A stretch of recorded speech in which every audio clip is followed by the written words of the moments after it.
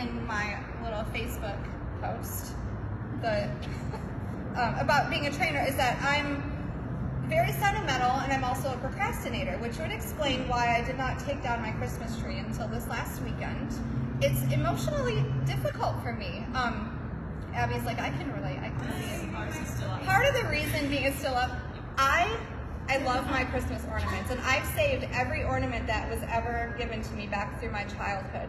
And I had to laugh to myself when I took this one off the tree. It's Santa attached to a Zach Morris cell phone. And the year on the back, 1995. And I was thinking back to what my life was like in 95, and I don't want to age myself, but I was close to the age that my daughter is right now.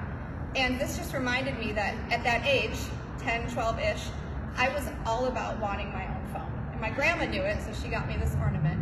But not like a cell phone, because they weren't really a thing yet. I just wanted my own phone in my bedroom, you know, part of the home line. So I wasn't tethered to the old rotary phone out in the kitchen with the cord. And it's interesting because my daughter is in that phase now where she is all about having a phone. And I'm sure my mom, going back a generation, was probably around the same age when she started, you know, being interested in having a phone. I'm sure back in the 60s it was more like, we just want a phone in the house, like a line of some sort. And you could go back and back and back to the generations prior to that. And what the phone represents in this particular ornament and in these examples, it's not the phone, it's the independence. It's about having the opportunity to establish trust, maybe some respect, to have some privacy, right? This is all something that we can relate to, and the phone just represents that.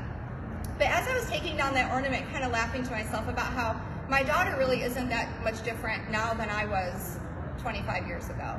And I wasn't that much different than my mom was years before that. And it reminded me just of how unchanging we are as people, right? Technology changes, there are so many amazing advancements in medicine and all of the things that make our lives better. But as a race, as a human race, how are we really different? We're really not. The same things that we need and long for and desire now are the same things that people needed when Jesus was on earth.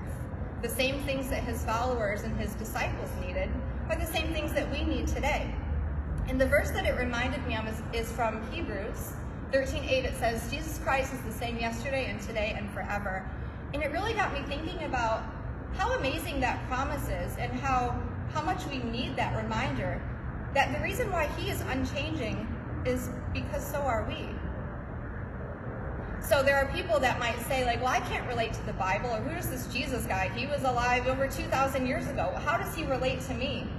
But the amazing thing about our Savior is that he is exactly who we needed then, exactly who we need today, and he will continue to be the person, the Savior that we need for years and years and years from now, generations from now. The battle cry that I chose for you is simple. It's just same, same. He's the same because we're the same. All right, let's go ahead and pray.